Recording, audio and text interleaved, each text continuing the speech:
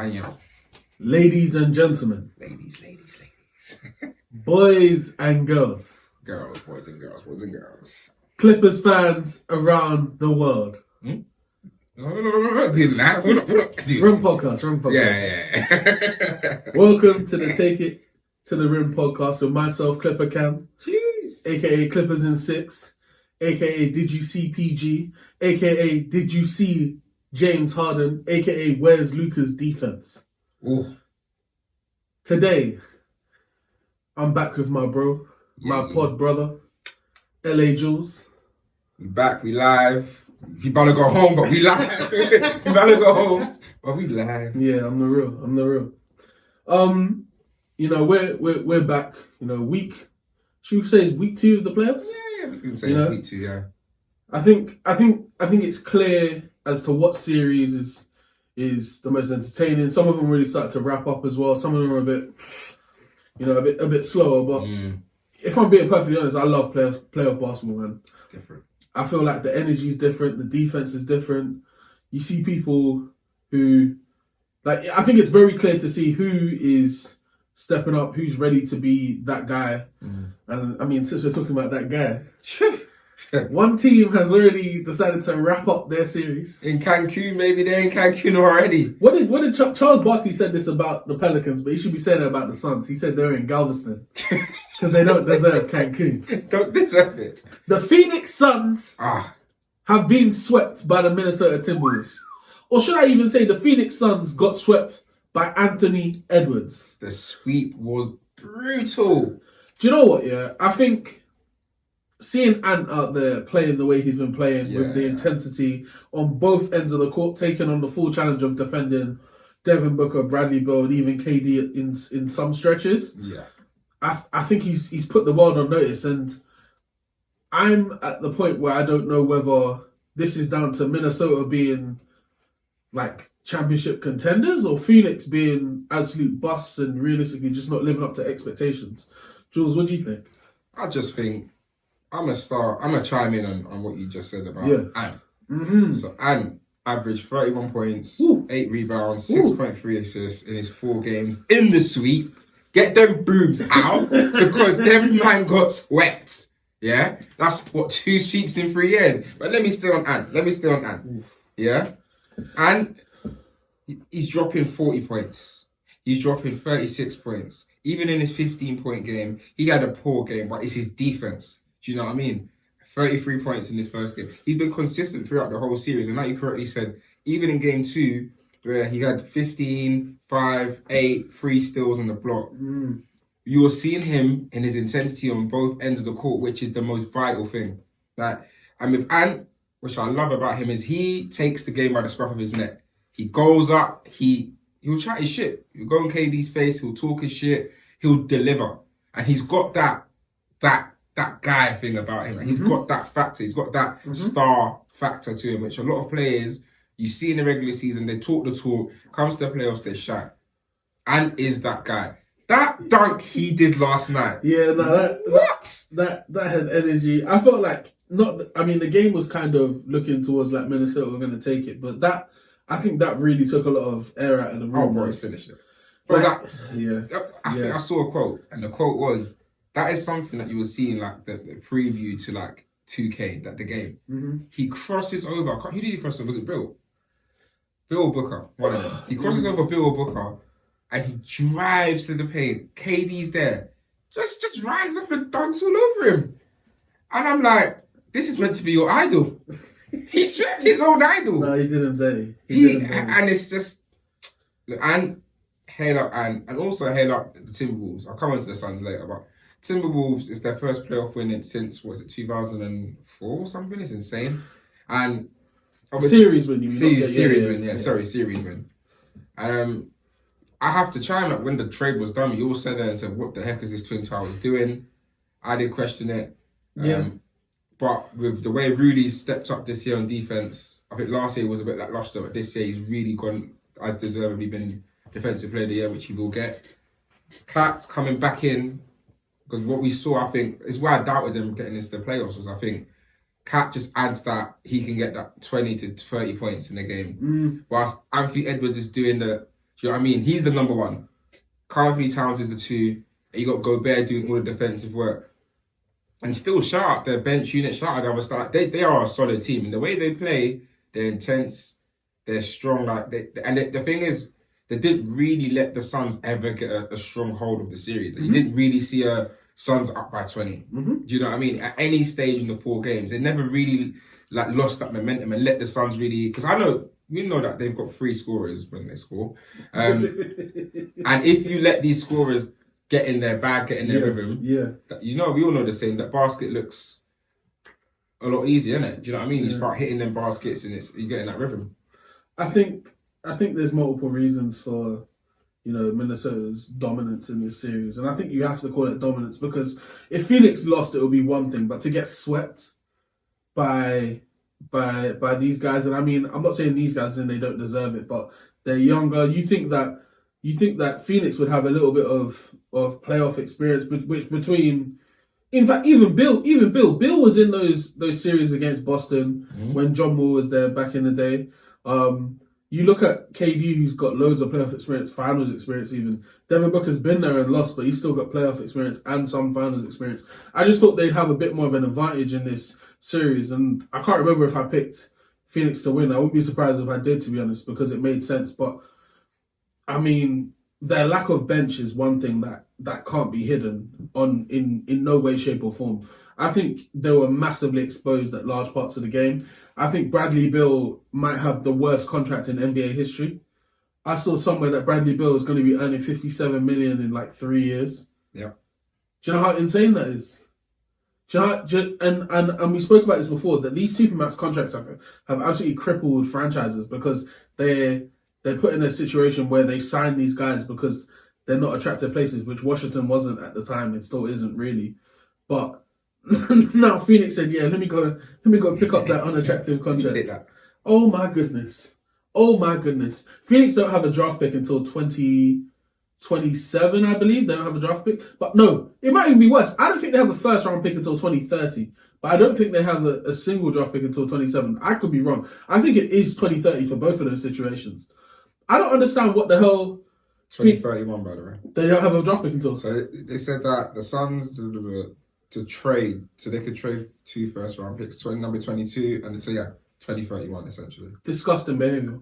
They've mortgaged their future on Bradley Beal and Kevin Durant, and I don't think that Kevin Durant is the problem, but I think they were too horny.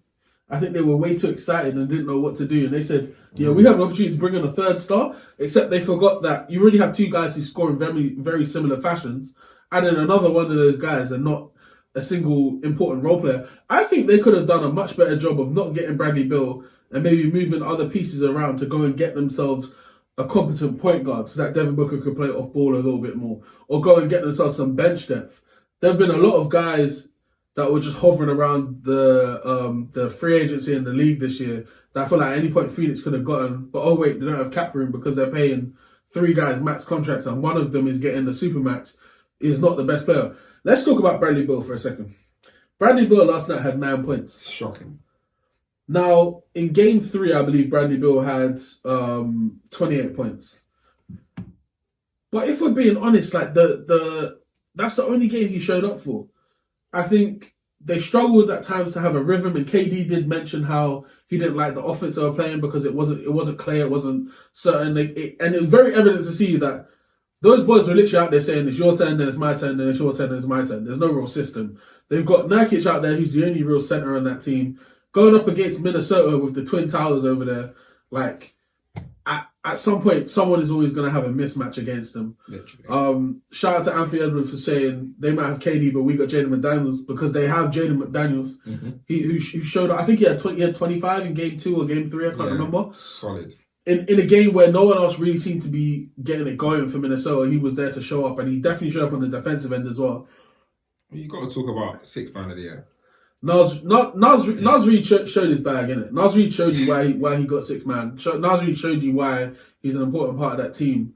But I just think they had so many different elements, like Nickeil Alexander-Walker as well, showing up, contributing. Matt Conley, who I've been very harsh of in previous years, especially when he was in Utah, because I didn't see the value in having him on that team.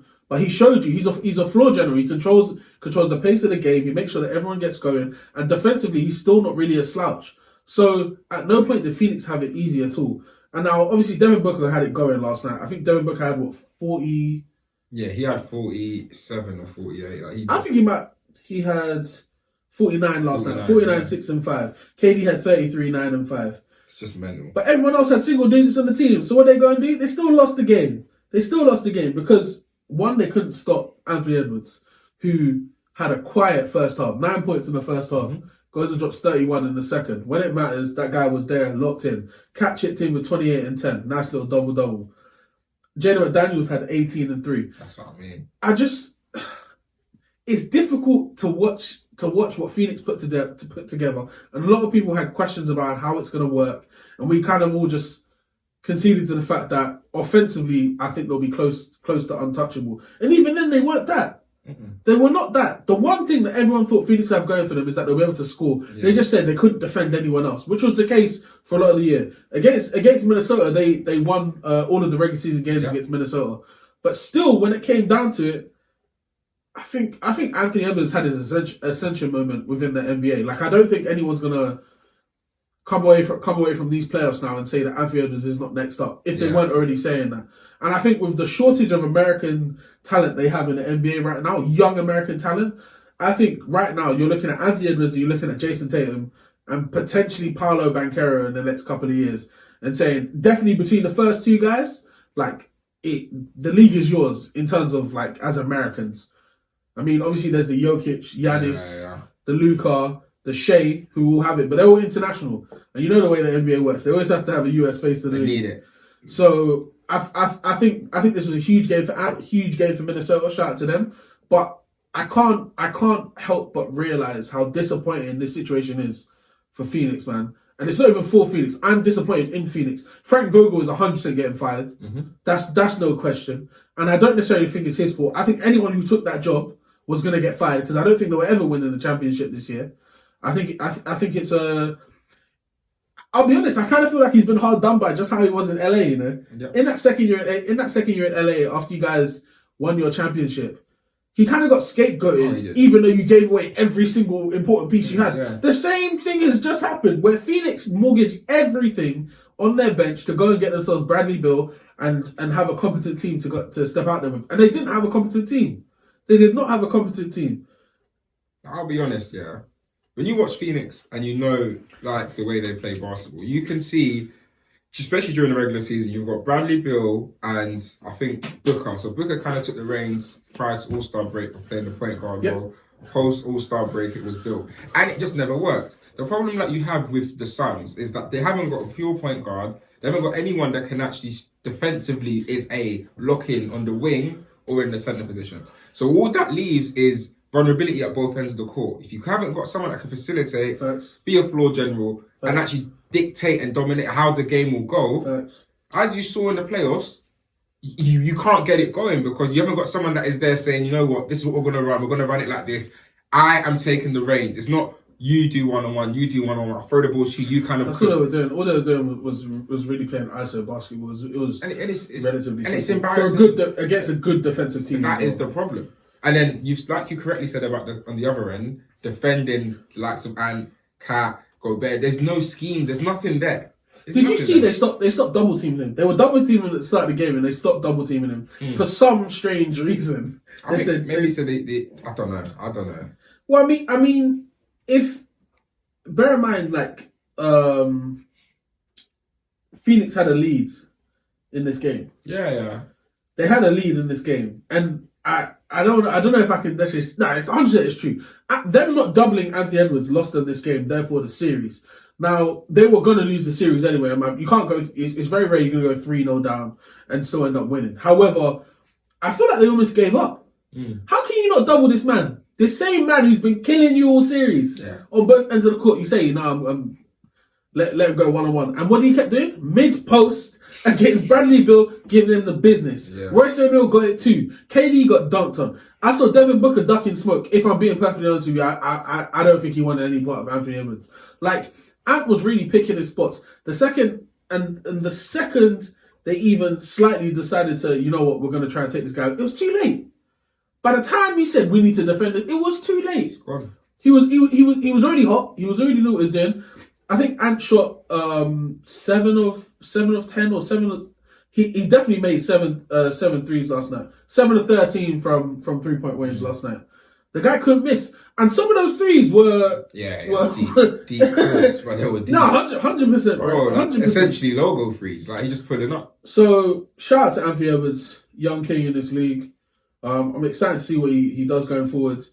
What I loved the most, though, was kind of... This, to me, was a changing of the guard kind of thing, where I think KD has conceded his... And he showed a lot of respect to Anthony Edwards at the end of the game. Dapped him up, had a few words for him as well. And I know Anthony Edwards was saying he can't wait to play with him, for Team USA. Because he said he's going to keep reminding him that they got swept. I love it. It's good energy, man. It's what the league needs. No, but you're being a bit too nice, bro. KD, come outside. Come outside. Like, so man them have to understand what has happened. Yeah? KD, Kevin Durant, Rodney, I am doing this for you. This Kevin Durant guy, yeah? He left OKC. Yes. Yeah? That young, outstanding team with Russ, Harden, like 2... Harden left, but yeah. Harden had left, sorry, but he left Russ. And this is a team that was 3-1 up at the time. Yes. Against Golden State. He had the 73-9 record. Yes. Yeah? Kevin Durant, in the remaining 3 games, decides to be horrible. Choke his way through the next 3 games. And then decides in the off-season, I'm a free agent. What am I going to do? I am going to go and sign with the team who just had the 73-9 record, who were 3-1 up in the finals and lost. So I am now going to go and sign with them. That has 3 Hall of Famers currently on that roster. Mm-hmm. So you're playing a 5-man team sport with 4 Hall of Famers. That's like playing a soccer or football with 10 Hall of Famers. That it is impossible to kind of not win. It's Galactica. It's really good, like it's insane. Yeah. So what you have done is you've absolutely gravitated and you essentially just ring chased. Like, I'm not gonna hide it. That's what you did. And cool, you've done what you've done. Cool, yeah. You left. Look at the way you left. Yeah. Everyone thought, all right, Durant, since he left Golden State, gonna win. Golden State have won another chip. Yeah? Since then, KD, what's happened to you? What's happened? Because I can't see you've even gone to a conference finals. Yeah, he hasn't had much of any success. I don't know what's happened, because since then, you've been in Brooklyn, you've been in Phoenix, like, you're going everywhere. And the problem is, you ain't winning. And like, you're not even getting far. And I'm sorry, like, you did the lowest move I've ever seen in men's basketball. Ever. By joining the Warriors? 100%. In my opinion, that is. I don't think you're wrong. I just don't hold it against him anymore. Innit? No, I don't. But then the fact is, he is part of the Phoenix Suns, and this is the issue. He has been swept 2 times in 3 seasons. Yep. The brooms are out again. Okay. Man even left the East and came to the West and still got swept. Brother, stop. KD. The thing is, yeah, like, I was one of them people that, look, he won't care what I say. I won't care, because at the end of the day, a ring's a ring. Not anymore. It's about, could you ever have won that ring if you weren't playing with Steph, Draymond and Clay? Ooh. And the question is, of course you wouldn't have, because they've done it without you. They did it before you and they did it without you. So they've clearly shown that you were just a piece of the puzzle that came there and allowed them to win against a team, and that Cavs team that they might not have been able to win because LeBron was that good with Kyrie. Okay. My point is, KD's legacy, in my opinion, has been tainted even more. Because if you've done something that's the lowest of the lows, all you have to do after that is show that, you know what I did was that, but I'm able to get back to where I could have done it anyway. It's not easy. Okay. No, it's not. I'm not even trying to defend KD. No, but I'm just saying, like, I have not seen him get anywhere near. Okay. No, and you've jumped ship. Everything I hear, like this today, the latest on Kevin Durant is, Kevin Durant is, what is it? He's frustrated with his son's role. Again, How many teams are you going to be frustrated with your role? I just want to say on that, I know for a fact that's been completely taken out of context. Because, like, it's the same thing I spoke about in terms of he's frustrated that they don't really run a proper offense, which is a fair statement as well. But, again, no excuses. A sweep is a sweep, and it's despicable. 2 and 3 seasons. Yeah, no, it's is this worse? Is this worse than the Brooklyn sweep? Because remember, Brooklyn got swept. Him and Kyrie got swept by Boston in the year that Boston went to the finals. Yeah. Is this sweep worse than the sweep from 2022? 100%. The reason I say it is that firstly, Boston, forget even what happened after. Boston were already a number 1 seed, or like they're a top team. They've been around. They've won series. Brooklyn were the 8th seed, I believe. Yeah. So they've won series. Do you know what I mean? They were number 1 seed. They're like a strong. They've been in around. I think they got to this conference semi-finals the year before against the Bucks. So they had won series. Minnesota team has not won a single series together. They've not won a playoff series since 2004 as a franchise. So you have allowed this team that have not won anything together to come and sweep you. Like, let alone you can lose a series. Sweep. Yeah, sweep is mad. Sweep is quite mad. Like, and when this was orchestrated in the off season, yeah, I remember I was like, this is mad. Remember I said to you, man, like they will outscore teams. There will be no defense, but Bill, Booker, I even had the maddest thing to say. That's 3 top 20 players or 30 players, whatever I was saying, and we named it. But bearing in mind, Bill was the scoring leader for the league, 2 or 3 seasons ago. We all know what Booker does and how Booker can get it going. Yeah. And KD's the greatest offensive player of all time. So, arguably. So, you've got 3 offensive powerhouses and you man can't even win a game. Yeah, Bradley Beal left Washington to win the same amount of playoff games that Washington have won this year. The house was not powered. Yeah. Oh, the electricity went flat. It's tough. It went flat. The gas ran out. Yeah. Okay. Okay. You were very nice. Me? You're too nice to him. It's not even that. It's just, for me, there's bigger fish to fry. Oh. There's bigger fish to fry. Sorry. But I just want to give shout out to Minnesota. Big shout for taking care of business. Yeah. A sweep is no joke. This is a big thing to put on their resume. Outside of just Ant, I think Cat, you needed this. Really definitely needed this as well, just for their, like, what people have been saying about them in recent years and stuff like that. This is a big deal for them. And now you've got all the time in the world to rest up for that round 2 series. Before we move on, go ahead. Because we need to move on to a very important series. I've just seen something which I think could be of interest. Let me hear. KD, is it the right time for KD to reunite with the Warriors? No, it's not happening. It's not happening.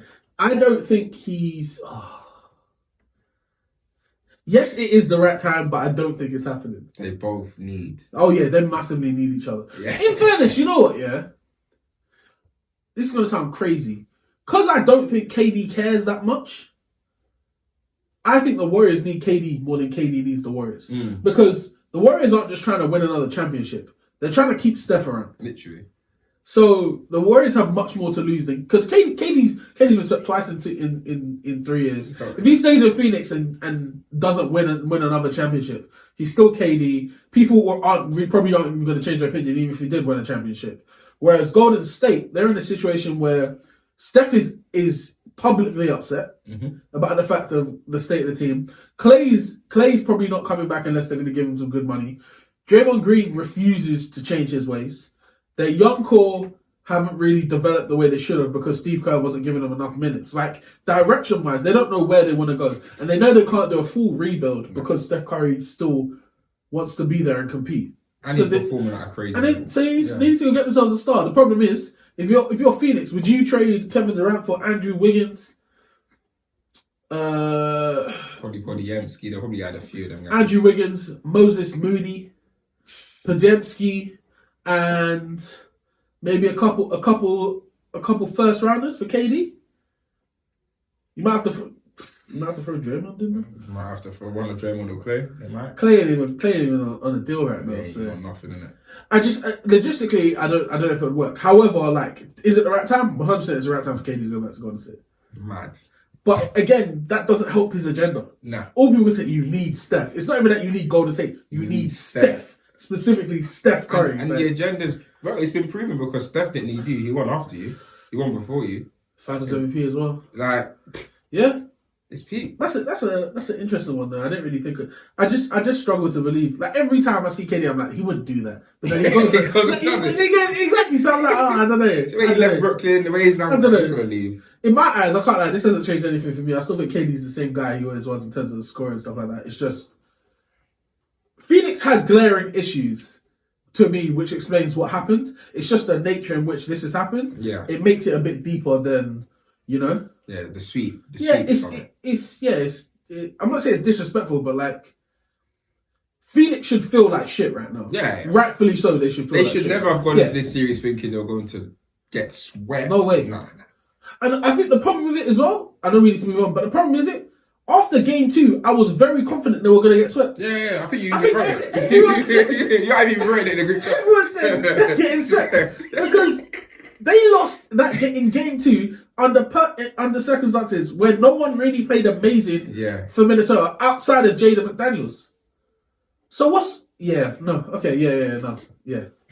Jesus Christ. It's peak. All right, moving on to the most important series.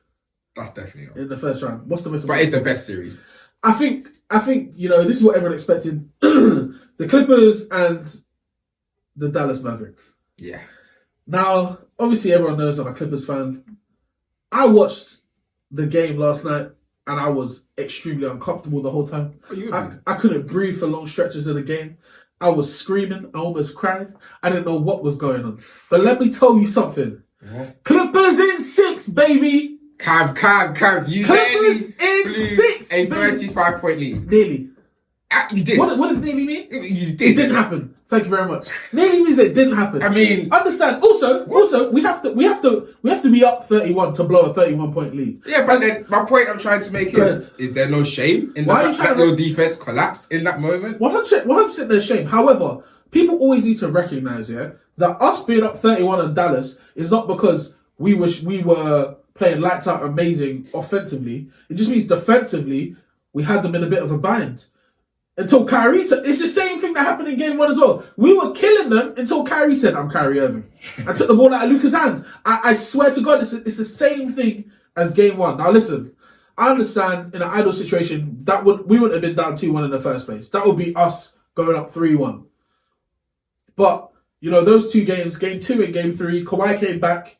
He tried to, as we say, do a thing and it didn't work out. Yeah. It didn't work out. That guy was very much still hurt. He was labouring up and down the court. He couldn't defend. And that's when I knew that he was hurt. When I saw Kawhi struggling to defend guys like Luka, and it's not about struggling to defend, it's struggling to stay in front of Luka, I was like, nah, he's cooked, man. He's cooked. And what happened afterwards? They said, he's still got knee inflammation. He needs to take some more time out. Bro, take your time. Rest up. We got this. You got this. No, You're very confident.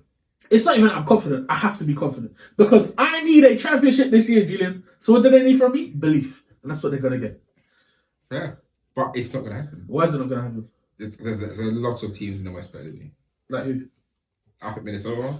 We got to win this series first. The way I say it is one series at a time. Everyone's talking about Kawhi. Right now, I think we have, between James Harden and Paul George, we have enough to win this series. You can't tell me that. Between James Harden and Paul George, we have enough to win this series. I think you should win this series, but then you were 2-1 down yesterday. So you tied the series. And I explained why we were 2-1 down. We're gonna win. We're gonna win Game 5. We're gonna go up 3-2, and we're gonna win this in 6. We have to. We have no other choice. Last night was the most important game in LA Clippers history, and what happened? Both my guys showed up. But did they not show up? They did. In a big way. They did. In a big way. Pause. Why is that? Why is that? That's not even a pause. That's not even a pause. Let me break something down for you. So, both Paul George and James Harden had 33 points last night. Both Paul George and James Harden had 6 rebounds last night. Paul George had 8 assists. Harden had 7. And what was the most important thing in that game? Down the stretch, they did not hide. Down the stretch, neither of them hid from the moment. Paul George hit a huge 3 when we were down 1 in the court. I'm sorry, yeah? Stupid. I'm sorry. That was absolutely stupid. That is not even right. That is not... But we know he was behind the back. Yeah. I saw it. No. I'm sitting on the edge of my bed watching this guy rise up to take the shot, and I was like, oh my God. What are you doing? Oh my God. Come to it. It's going to sound crazy, bro, but slow motion hit into my life. And R. Kelly's I Believe I Could Fly started playing in the background. Slowly going into the basket. And I'm like, just watching the ball fly. And I was like, oh my God, he's made that shot. Watching that shot is why some people that's one of their favourite players. Bro, and you understand, bro, last night you watched Paul George play and understand he wasn't amazing in the second half. But in the first half, he helped us gain that lead, and down the stretch, he helped us close the game out, which is what I need from him. Understand, yeah, that there were points in that game last night where it didn't look like Paul George was going to miss a single shot. Because bear in mind, we started the game, we were down 4-0 with about 4 minutes gone in the first quarter because we couldn't hit a shot. Then the first one went in, and then Paul George hit a 3, and then he started getting into his bag. He started, dribble, breaking down the defender to either get to the basket and get a. I can't lie, Paul George stop pushing off because the way he's putting his forearm in people's chest, pushing off, he's getting called for it now. Relax. However, he was creating crazy separation yesterday, hitting amazing jump shots. Jiggity James Harden. Jeez. The same guy I said I didn't want in this team. Thank you very much for showing up. Thank you very much for showing up. James Harden down the stretch was unguardable in the paint. And let me tell you why he was unguardable. Because Luka was defending him. Because for some reason you said, you know what? That guy he's not going to do anything on offense. And what did James do? Rose to the occasion, bro. Luka had his feet in the sand. He didn't know what was going on. I'm hearing Rodney telling me, yo, Luka's defending the Clippers. Luka's shutting people down. Luka was shutting down Kawhi Leonard, who could not move. And I'm supposed to be impressed. Right. Let's be real about the situation, bro. There's no way anyone can tell me this guy is the best player in the league right now when he doesn't play a lick of defense. A lick of defense. It's just a lick of defense, bro. He doesn't. And I think it's so disrespectful that every single year he's in MVP conversations when he's a negative defender. It's not even that he's an average defender. He's a negative defender. The same way people talk about Trae Young, it's the same way they talk about Luka Doncic. And this is him being put in HD, bro. Because every single time Harden went ISO on Luka, it was a bucket. It was a bucket. To the point where they had to switch PJ back onto James. By that point, James didn't care, bro. He was in the strip club throwing ones. Throwing ones in the paint. Let it go. Listen, Clippers in 6. I've had enough of this shit. I think people were very disrespectful to my guys before the series started. Very disrespectful. Because I said it before. People were acting like the Mavericks have ever beaten us. And listen, I'll own it if we lose this series. But right now, I'm seeing what I need to see from my guys. I need one more. We're back home now. Game 5. I need a serious win. And another thing that needs to get pointed out. Luka Doncic has been in hell playing against us. Absolute hell. He's not shooting amazing because Terrence Mann has been on this guy's ass. Pause. Big pause. Wow. But let me tell you some facts. Luka, in multiple games this series, has shot Dallas out of the game. And I've always said it, the way that Dallas like to start games, let Luka take his shots and get hot, so hopefully you guys have a big lead. When he's not hitting, you have no chance. Every single time you came back into that game, it was because of Kyrie Irving, not your franchise player. You need to assess what this guy really is. Because at some points, you can't be taking step-back jump shots. And I was going to say, but he still had a triple-double. He still did. Bro, it's empty stats. Empty calories, bro. It doesn't mean anything. At the end of the day, when the moment is there, Kyrie Irving's the one that's stepping up. People were asking when Kyrie first got to the Mavericks, who was going to take the last shot? Oh, of course, it's going to be Luka. Are you crazy? When Dallas have been struggling the most in the series, it's always been Kyrie that's come back and carried them through the tough time. I think it's going to continue. Now, I think the way we've decided to approach this is that I don't think... And Kyrie showed up. We can't stop Kyrie. Did you see Kyrie with that layup against 3 of our defenders? Stupid. Absolutely. Paul George, Kawhi, and I think Terrence Mann all tried to contest this guy's layup. And I kid you not, yeah, the way he was in slow motion, and he held it, and wow, and still finished. It's ridiculous. My goodness. So yeah, all I can say is Clippers in 6. I think Luka's a fraud and been a fraud. I'm sure he's going to have a very good game coming up where he actually shoots fairly efficiently.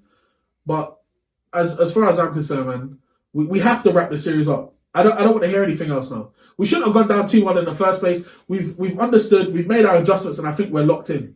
It's just a matter of executing now. Game 5 at home is a must win. Game 4 was the most important. Game 5 is the second most important now. Let's look it up. Let's finish it.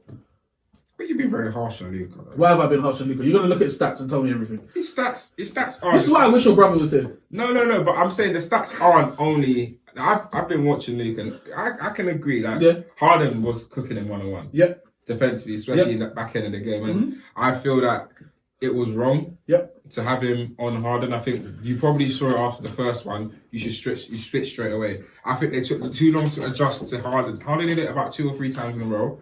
And it took for maybe the 3rd or 4th occasion, then they switched to PJ Washington. I think they should have done that earlier. But I just feel like Luka shot really, really, really poorly in game 3. And they won. Because of who? Yeah, that was Kyrie. That's what I mean. In the other 2 games, other 3 games, I mean, he's hit 41.7% from the field yesterday. That's not good, by the way. 42 and 42. So 42.3 in the other 2 games as well. Yeah. And his 3-point field goal percentages have been poor in this series. Like he's hit 1 for 9, 3 for 14, 5 for 14, and 4 for 12. Yeah. But overall, I think, like, obviously, Luka is still, he's productive on both ends of the court in terms of both ends of the floor, should I say, in terms of like assisting and scoring. In the other aspects of the offense, yes, I agree. The thing that I think he needs to he's not been as bad, but it's the turnovers I think he needs to reduce.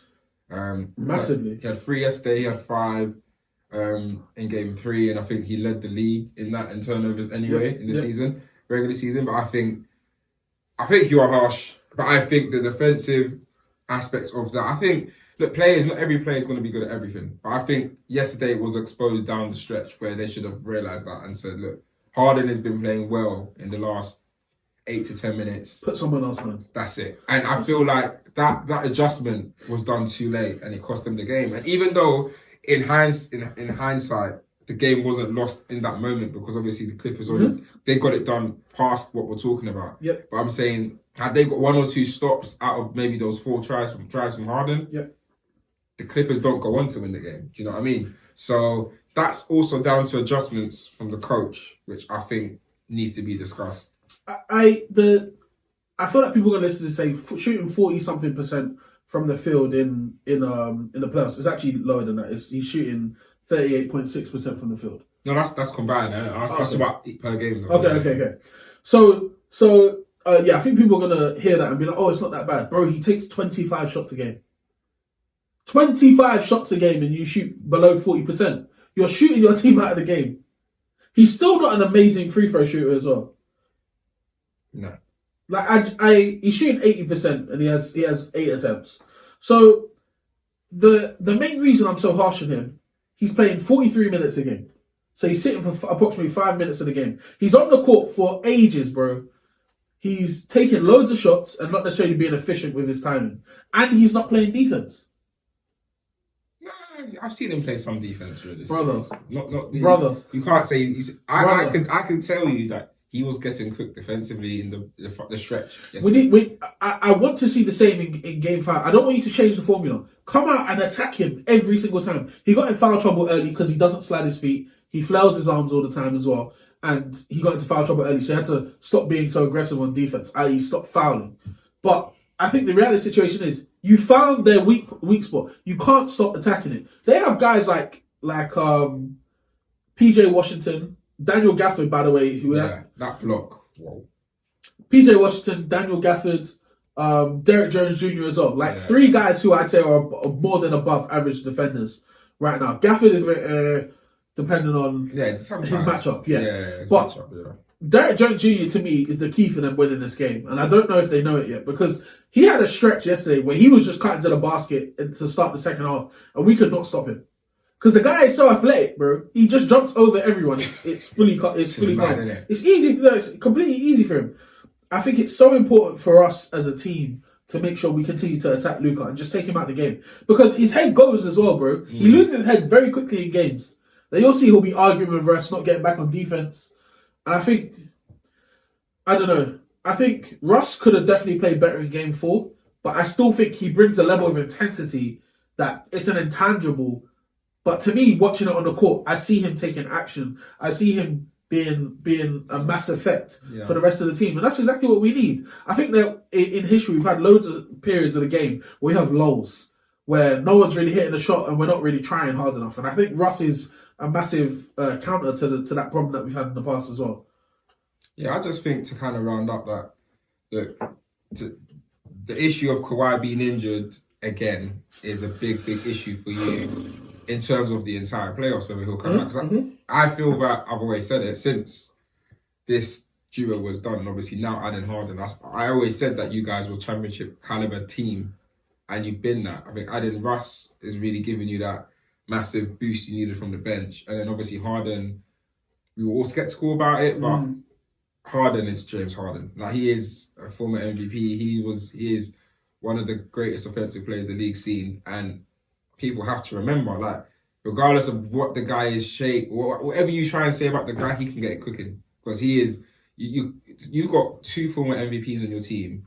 You've basically got 4 Hall of Famers, and in my opinion, even though that different scopes of their careers, Kawhi is that glue to me, that defensive anchor that can really get you over that line for the championship. And I feel in between that, I expect you to win this series. I expect you to it'll be a very good matchup if you do get, I think you'll get Timberwolves, won't you? OKC. You get OKC. Yeah. Which, to me, I can't lie, I'm not mad at the matchup. And if I'm anything, I thought you'll get the Timberwolves. No, Timberwolves are playing Denver. I think, what, do you think we'll lose that? Definitely. No, you'll win that.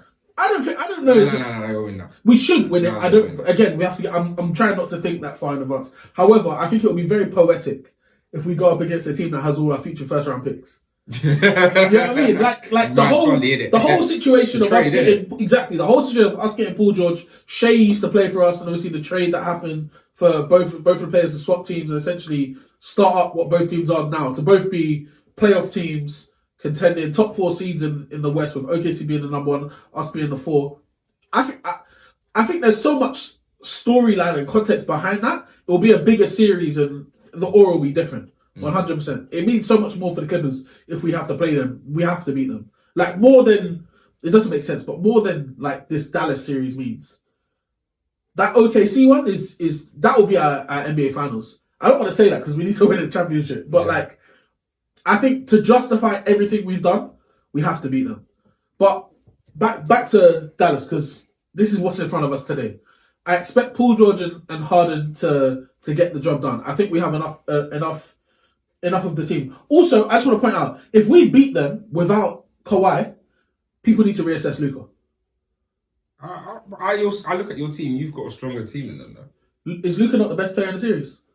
He is, but then you've got Luka and Kyrie, and then to me the other best players in the series will all be in the Clippers. You've got Paul George, Kawhi, and Harden. Kawhi's not playing. Don't talk about Kawhi. Kawhi's not there. No, but he was there in the series, and we lost both of those games. Okay. I feel like you have to know, like, even if Kawhi's playing, Luka should still be the best player in the series, right? He is the best player in the series, yeah. So it's not going to mean anything if they lose to us.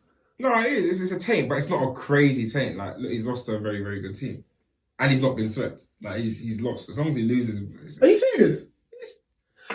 Why is this guy... He's got... Like, he's not like... Hold him accountable, bro. No, I hold Luka accountable, but Luka's got to a conference final. He's to me, he's up against it, and I think he's up against a really good team. I think Luka needs to deliver, but what we've been seeing in the series is the guy's been good. He's not been great, but you're the better team if you go through, innit? This is insane to me, bro. This is insane to me. Because I was always told that in the playoffs, it's about who has the best player.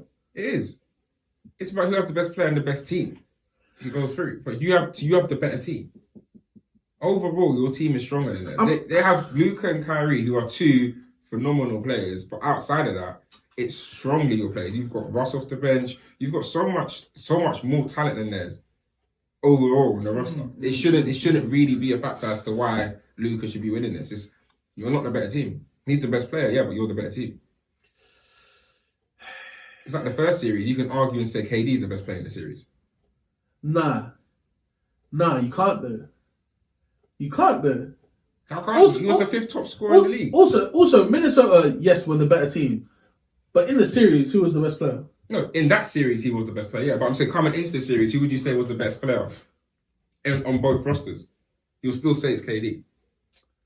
How it panned out, obviously it wasn't KD. Because I think statistically, offensively, KD has a claim to be the best player. But basketball is a two-way sport. I know, but then I'm saying coming into the series, if you were to say, look, you got all the rosters available, 30 players, whatever it is, in both rosters. Who is the best player out of the 30? You'll probably say KD. It doesn't mean he's on the best team. The best team was always going to be Minnesota. Always. And they were the better team. To me, Luka's the best player out of both rosters, but anything but that. This is some white privilege. I ain't going to lie to you. Nah, man. I ain't going to lie to you. This is some white privilege right here. No, I think Luka to me, look, I look at Luka and I think there's a lot behind why, like, we could talk about the Brunson thing. Like, he could have had Brunson. He could have had a lot of guys. Do you know what I mean? So to me, it's like they still haven't figured out, as a team, and Luka, the best way to make this work. Obviously, it's still early days. They could somehow win the series and go and win the championship. Easily. It's 2-2. It is 2-2. Anything can happen. But I'm just saying, for the rest of the series. Where I see Dallas, they still haven't figured out the best way to make this work. And I think it's down to Luka and it's also down to the organisation. They both haven't figured it out. What you've seen with you guys, you kind of elevated and found a way to kind of make it work. As crazy as it sounds, because it's 2-2, I just feel like you are this is the most complete I've seen your team. And I didn't think it was going to happen. Fair. I think that's extremely valid. It's still fuck Luka on this side.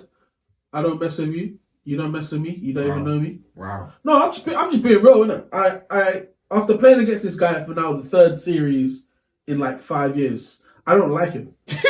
I just don't like him, innit? Wow. And to be honest, innit? And I don't even necessarily think I'm hating on his game because I respect the fact that this guy is a scoring machine, but he only plays offense. And that bothers me a lot.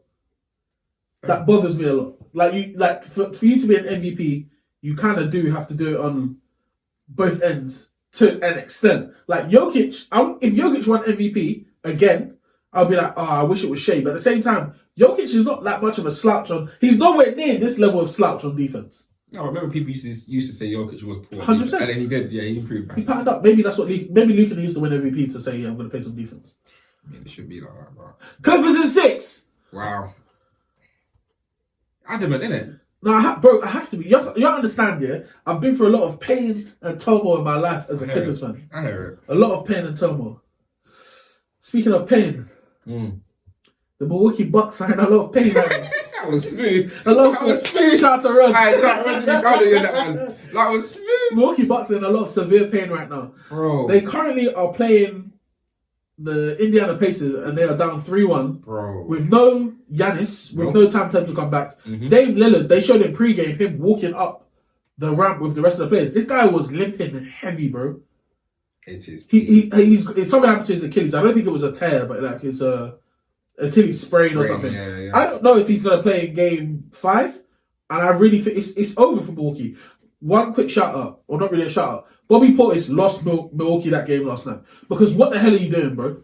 How are you getting chopped out of the game that early to the point where you knew going into it, your team needed you to play well. Not even be there to just show up, be imposing. They needed you to play well. They needed you to show up.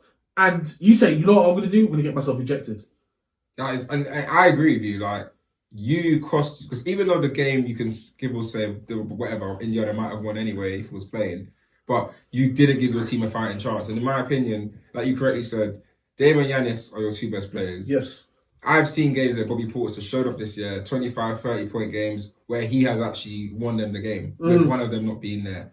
And this is the playoffs. Like, I'm not being rude. You've won the championship. You know what it takes. This is not the time, being 2-1 down, to be engaged in some bullshit. You need to have your head screwed on and at least finish the game. Lock in, man. Do you know what I mean? With the biggest fighting chance. Chris Middleton ended up getting injured late. Yeah, he did come back, but I mean, I just feel like Bobby Portis massively let them down last night, innit? And again, like, I'm not saying that this guy is Giannis or Dame level, but he's good enough to, and that game was much closer than it probably should have been. Yeah, 100%. And I think him being there would have made a massive difference, and potentially they could have even won it.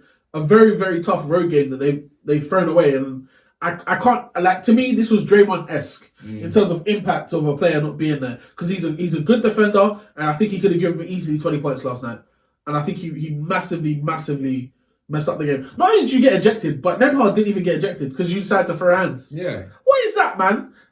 What's wrong? Like, bear in mind, Nemhard is 6'1", 6'2". 100 Nemhard, bro. Come on, what are you throwing hands? What are you doing? He lost his cool. Yeah, it's just not good enough. Like you were just saying, this is the playoffs. This is like there's no like you haven't got another chance. This is not the regular season where whatever. There is no. I'm like you are one game away from exiting the playoffs, and you got Dame and got Giannis together as it's one of the biggest trades and 2 top 10 players in the league, 2 future Hall of Famers. Yep. And obviously they've been injured, but I'm not being rude. You can't always rely on the fact that if one of them isn't there, this is what it was meant to be last year when he got injured. Someone else was meant to step up. Mm-hmm. Obviously, Dame's out for this game. We don't know if he could have made the next one, but you know the way the system works. You've been there. You shouldn't be allowing this to happen. And I think I wasn't rooting for the Bucks anyway because once they got Doc Rivers, I was done. I wanted to be proved right because I said you are not winning with this coach. Yeah. You cannot sack Adrian Griffin, and get him. Yeah. Who had a worse record than Adrian Griffin had. Yeah. You were worse with Doc Rivers than you were with Adrian Griffin. Needs to be spoken about. And why did you make that change? What was the reason for that change? Like, to me, if you go and make something, you have to justify it in the coach you get. The way you and it might be the style of basketball. You wanted to play more defensively. You know what it was. You know what it is. And the problem that I don't like with all of this is the fact that, look, this is a team to me that is wasting years. Like, this since they won the chip. Yeah. In 21. In 21. We all said when they won it, this team should potentially be in the finals next year or the season after. 100%. The year after we gave them the bye, they got to the conference finals if I'm right. Yeah. Yeah, and then obviously last year was the first one exit to Miami. So conference finals the year after, semi-finals. They lost to Boston. They did, didn't it? But no, Boston was the finals. Yeah, they were semi-finals. Did they even play in the semi-finals? I thought Boston beat Miami to make though. So they might have lost. They might have lost before that. Yes, they might have even lost before that, and then obviously last year they lost to Miami. It's not been good enough. This year, Indiana, it's not good enough. Like end of the day, you're meant to be the team. Like, outside of Boston, you are the team, and you don't play anything like it. And it's good because for me. It's good because Doc shouldn't be coaching in the NBA. We discussed this. He should not be coaching. If he is, should be coaching caliber and championship level players because this is what's going to happen. Yeah, Shit's the fan, and there's no plan B. There's a lot of hateration in this podcast, and I support it because it's not good. I can't stand for real when organisations make dumb moves and expect a miracle. You have done this to yourselves. 100%. What did you expect to happen? 100%. I didn't expect them to lose this early. Obviously, Giannis and Dame now being injured, it's inevitable. Yeah, but dug your own grave. Let's talk about the game quickly. Yeah. I mean, you had Middleton sharp with 25, 10 and 5. That's a respectable game. Brook Lopez chipped in with 27, 9 and 1, respectable game. Malik Beasley again, 23 and 2. Bobby Portis had 4 points, 3 rebounds in 7 minutes. I mean, Pat Bev got hurt in that game as well. I believe he only played 21 minutes, which massively hurt them as well. Like, injury bug got to them. But at the same time, like, this is the second, like you said, the second year in a row that injury is struck with this team. Mm-hmm. And they haven't been able to get themselves out of it. And I think Miami, fair enough, innit? But Indiana have had their name all season. Indiana were looking forward to this matchup. Because they've beaten them throughout the regular season. Yeah. I think it's similar to their series record, 3-1. I think because I've spoken about it before, they beat them in the in-season tournament, they beat them throughout the year as well. Great matchup. Halliburton was doing the Dame time celebration. They had the whole beef around the game ball when Giannis dropped 60. Yes, Bro, like these teams do not really like each other necessarily. And I think I'm happy to see that Indiana have taken it a bit more personally and made sure to come out aggressive to win this game. Halliburton wasn't necessarily in his assist bag, still dropped 24, 4 and 4. He had back spasms before the game even started, so they weren't even sure if he was going to play. Miles Turner came in with 29, 9 and 4. Not only the dunk, Miles Turner was knocking down threes yesterday. Yeah, he knocking down threes. He was locked in. I think 7 of 9 from 3. That's what I mean. He was 7 of 9 from 3. Miles Turner was locked in, bro. They were, and I'm very confident they're going to go to Milwaukee and close it out. And even if it's not in Milwaukee, 100% when they go back to Indiana, there's no way Milwaukee are winning that game. Yeah. Unless miraculously Dame and Giannis come back. Because even if one of them come back, they're gonna be rusty, bro. Pause. Yeah. Like I don't see a situation where Dame on an Achilles injury, bro, you can't even jump properly. That's what I mean. Like comfortably, you're not jumping comfortably. So I'll be real. I think the series is wrapped up. I think Indiana should really be looking at I mean, after this game, they're going to be planning going forward for Indiana. Will what seed? The 6th seed. They played against the 3 seed. So Indiana got New York. Yeah. Which is historic because that's the Reggie Miller choke against New York, Spike Lee. I think that'll be a great matchup again. Yeah, also, I think Jalen Brunson's I think the Knicks are gonna end up making it to the conference finals because if I'm Jalen Brunson, I look at the situation as you pick this guy for Team USA over me for the Olympics. Yeah, 100%. I have to kill him. I have to. So shout out to Indiana again for taking care of business, doing what they need to do. Doc, you will always be forever be a failure it has to be said, and I'm not blaming Doc Rivers necessarily for this situation because you can't help injuries. However, I blame you for the poor record you had. Thank you. The very poor record you had for the reason you're facing Indiana in the first place 100%. And not facing Philly. Oof. I mean, yeah. Yeah. It's literally. I'm not saying the 3 seed. I'm not saying the situation would have been different because I mean, Philly. I don't see a situation where Milwaukee beat Philly without Giannis or Dame either. I'm just saying, like, a lot of things have happened this season that they really need to look at and understand that they've made some poor decisions. Giannis, this is on you as well because I know the only reason Adrian Griffin is not coaching them is because you don't get rid of head coach without your franchise player giving you the okay. It doesn't happen. I've got the Pacers winning in Game 5 and just wrapping the series up. I think it's done. I think next game, Dame ain't going to play, even if he does what you correctly said. He's not going to be 100%. Facts. Indiana are playing brilliantly. They're playing fast. They're playing great on both ends of the floor. Yeah, they'll have this. I feel like there's a chance as well, but I don't know how it works. But I think Bobby Portis might end up not being able to play Game 5 as well because he threw a punch. Yeah, they might get an actual suspension, innit? 1 game suspension. So, boy, we'll see. But yeah. You mentioned the team that they potentially face. Yes. With that series, New York and Philly.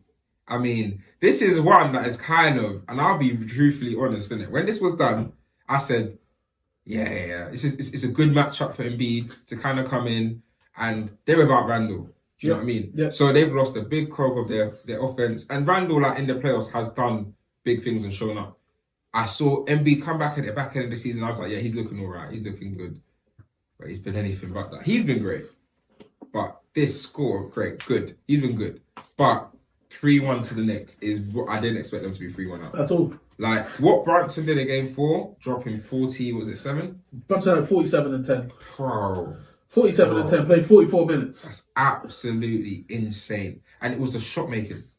Throughout the whole game, it's the level of this guy is a baller, bro. Yeah, he's a straight hooper. Like, and he's so creative the way he plays the game. It's crazy. I genuinely believe that I was entirely wrong, and most people were entirely wrong about Jalen Brunson because when the Knicks gave Jalen Brunson 4 years, 120 or whatever the hell it is, it must be more than that. 4 years, 140, I don't know. But when they gave him his contract, I said, this is a bad deal, bro. You're giving an undersized point guard who hasn't proven himself money and essentially the keys to the franchise. The best decision New York have ever made. Yeah. Honestly, it's the best decision New York made. 104, by the way. 104 over 4. Yeah. That's a friendly-ass deal. Man. Looking back on that now, that's one of the best contracts in the NBA. Yeah. Annual of 26. That's crazy. That's one of the best contracts in the NBA.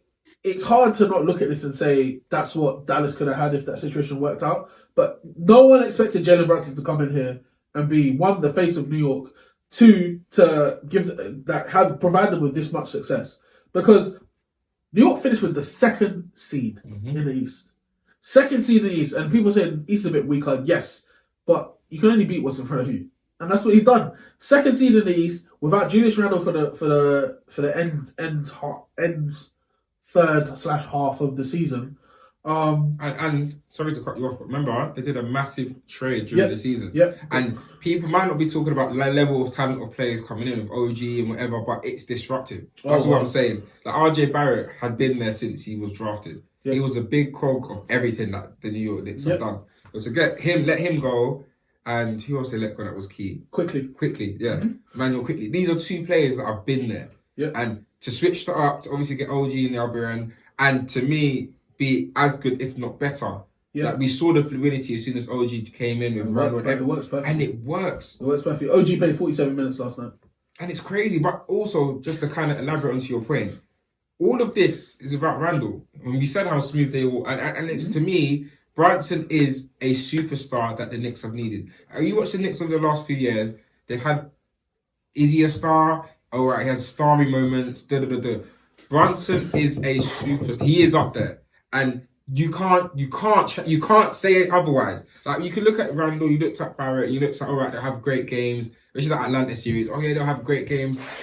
Randall will drop like 35. Yep. And there was that season that Randall was amazing. Remember, he was up there. He was an all-star. Yeah, he was all-star. And he was up there. He deservedly was an all-star. But Brunson isn't just a one-time all-star. Facts. He is a perennial all-star because he's there. He's there with the best in the league. And what I really, really, really rate about Brunson is we saw it for Dallas in that series against, who was it? Against Phoenix. I think I'm right. Yeah, I think it was Phoenix when Luka was injured. Yeah, and he was controlling, right? It was the first right, yeah. And everyone just thought Brunson's playing amazing. No, this is him. He is the dog. He is that guy. We just spoke about Ant getting his coming out of the series pause as and getting flowers from everyone. We kind of saw it with Brunson, but on this level, I didn't see it with Brunson because I didn't say I doubted him, but I was like, I wanted to just see if he is that star that I believe him to be. Yeah. He's fully that. Brunson's that guy. No one can tell me otherwise. Brunson's that superstar to me that can take New York Knicks, correctly as you said, to the conference finals. And I think he will. That's where they're headed, to be honest. I mean, if you get rid of Philadelphia in the next 2 games, which they have to do anyway. Like I don't know if they're gonna win. I don't know if they're gonna win Game 5 in. No, I think they'll win that. They're back home though as well. That's the thing. They'll close it there. I think they're closing next time. I think we're yet to see like a game though. Like, because think about it, Philly have done fairly well. They did fairly well in the first 2 games to keep Brunson to only 8 makes. Like, he had a total of like 16 makes over 55 shots, which is great efficiency. If you're Philadelphia, you're saying, yeah, that we've got the formula to stop him. He wasn't shooting well from 3. He's still not shooting great from 3, but I mean, now you could tell he's saying, I need to get into my bag, and my bag is that mid post paint area. That's where I'm earning my money. That's why I'm the franchise player for this team, and I think Philadelphia don't really know what to do with him, man. Also, like, let's talk about a glaring thing that I just noticed in this game. If I told you, that Joel Embiid did not lead the game in rebounds, who would you say probably did? Just for his team? No, for the whole game. I have no idea. 2 players out rebounded Joel Embiid last night for the Knicks. How seen? One of them was OG Anunoby. Wow. Had 14 rebounds. The game rebounder, the game leader in rebounds was Josh Hart with 17 rebounds. That's crazy. Is this guy prime Dennis Rodman? 17 rebounds. That's mental. Bro, he's like a 6'4" guard playing forward for these guys. And he's like, if we're being honest, like, the Knicks are massively undersized in this series. They're starting Jalen Brunson, who's 6'1" on a good day. Dante DiVincenzo, who's 6'3" on a good day. And Josh Hart at 6'5" on his best day. These 3 guys are you're starting 2 guards and small forward. And you're telling me that collect. Oh my goodness! Wait, so how many rebounds did Embiid have? 10. Wow. But if you look at how Embiid was getting his buckets, I'm not saying he wasn't back to the basket, but he was really in mid range. Like, he was shooting a lot of jump shots, going in. It looked good, but at the same time, bro, you need to crash the boards. What's going on? So you should never ever be letting 17 boards from Josh Hart. I didn't even know it was that much. Bing bong. That's mad. Bing bong indeed, isn't it? The Knicks are live, man. I can't lie. Yeah. I'm really looking forward to, if they can make sure to close 3-1 up. You shouldn't lose from this point. If you can close this out, you got Indiana in the second round. I think it's going to be a special series for Jalen Brunson, because this one alone kind of says you take out a Joel Embiid, granted a little bit injured, and Tyrese Maxey without your actual number 2. That's big for your career. That's big for your legacy. That's big for your respect. And then you go and take out the guy who took your Team USA spot as well. Yeah, serious. It's serious. Knicks in the conference finals will be mad. We ain't seen that. No donkeys. I don't think I've ever seen it in my lifetime. We haven't. Which is wow. when they were with Patrick Ewing, I think they must. Yeah, but I was a baby, man. No, yeah, but like that was your lifetime, innit? Yeah, barely. I'm saying barely. I think my remembering lifetime. Let's say since the 2000s. I'm gonna have to ask Soji about that one because I don't know necessarily when they last had some success. Okay, so that's last night's games done now. All right. So just to recap, Phoenix got swept. Yeah. Clippers in 6. Yeah. I don't agree with it yet. Pacers are most likely going to win in 6. 5 or 6, fair enough. And you're saying that the Knicks are going to close it out 100%. Next game in 5. 5. Okay. Now, one of the series that has kind of disappointed me, not for like obvious reasons, Boston versus Miami. I'm going to keep it short and sweet. Boston, you should have swept them. You should have swept them. They did not have Jimmy Butler in that game, and they shot out of this world and they beat you guys. And you had a lead, and in my opinion, the same thing continues to happen with this Boston team. I have to start pointing at Joe Mazzulla as well as the players. Joe Mazzulla doesn't like to take timeouts. Like, he likes to let his team learn when they've got big leads and they're losing the lead. And I don't understand it. Like, stop the bleeding, take a timeout, have a conversation, readjust, and just get back on track. He doesn't really do that and kind of lets the other team get back into the game because Miami had so much momentum in game 2 when they shouldn't have. It should have been killed, and it just kept happening over and over again. And it was, to me, like repeat plays. Yeah. And I think, correctly as you said, this should be a series, especially with Jimmy Butler out. We shouldn't really be speaking, right? It should be, all right, next series Boston, because they came into the season, into the postseason, phenomenal. By far, best record in the regular season. Like, it's so clear, and to me, you're facing the Miami team without Butler. It really shouldn't be a series. It should be 4 and out. Do you know what I mean? But you're now making this. It's 2-1. You're 2-1 up fair, but you're making this a series. Yeah. Do you know what I mean? Like Miami are back home, a game away from tying the series. Oh my god! Which sounds, when you say that, it's crazy. Though. Crazy. Like, and it could happen because they're back home, and I expect this Boston to still close it out in 5, but don't waste any more time. This is going to be a very tough game for Boston. I think they're going to win because they're a better team. Yeah. This is probably going to be the toughest game of this series for them because going into Miami, 2-1 up. Miami need this game to keep the series alive. I'm pretty sure they know it themselves. They can't go to Boston 3-1 down. It's not happening. Yeah. And they know if they win this, bro, that team, for some reason, have Boston's number. For some reason. And I think we have to be honest. There were times in that game, in the game so far that I've seen, Tatum and Brown keep getting back into that old situation where they keep making these awful cross-court passes that just turn into turnovers. For no reason. And I don't understand it, to the point where at one point I saw them having to defer to Derek White in terms of responsibilities of initiating and starting the offense. Because they're messing around. And then when they played Miami, they just get so out of character. I don't understand it. It doesn't make sense to me. I think Spo, first of all, Miami played a very, very good zone defense against Boston. That for some reason, they act like these professional players have never played against a zone before. And they can't break it. And I don't get it. Because, in my opinion, you never play a zone against a good 3-point shooting team. Yeah. But somehow... It works. Yeah. And to be fair, like, they did... They were 3-0 up last year. Yeah. And it kind of shot them in the foot a bit of it when they came back to 3-3. Because they started sniping. Yeah. But at the same time, it keeps working against these teams. So somehow, if it's broken, fix it. Do you know what I mean? And 100%. Yeah, this needs to be closed out because Tatum and Brown cannot be wasting time. You came into this postseason with the best record. Your team is the best. Like, you need to be. This is what championship caliber teams do. Yep. They don't waste time in the first round series. Yeah, you're number 1 seed. Get it done. Think about all those years where like you had the old Miami Heat teams. Like they.